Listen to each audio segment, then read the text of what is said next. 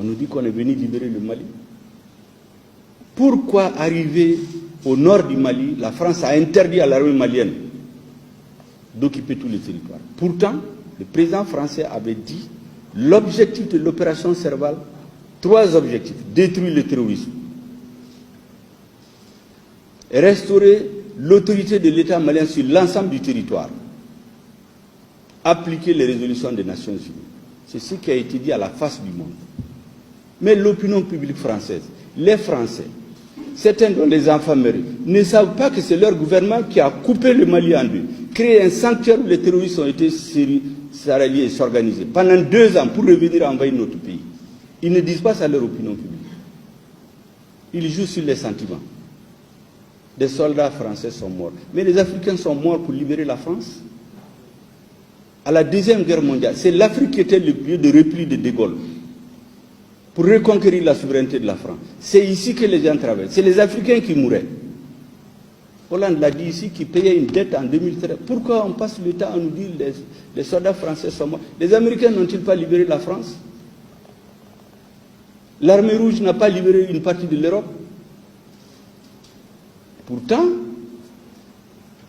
quand les Français ont décidé que ce n'est plus nécessaire, ils ont dit aux Américains de partir.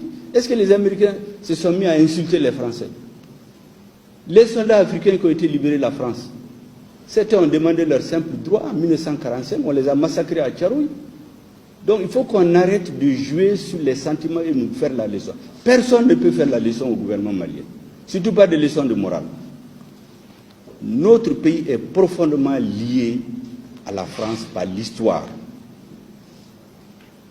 En dehors de la Côte d'Ivoire, c'est le pays où nous avons le plus grand contingent de Maliens.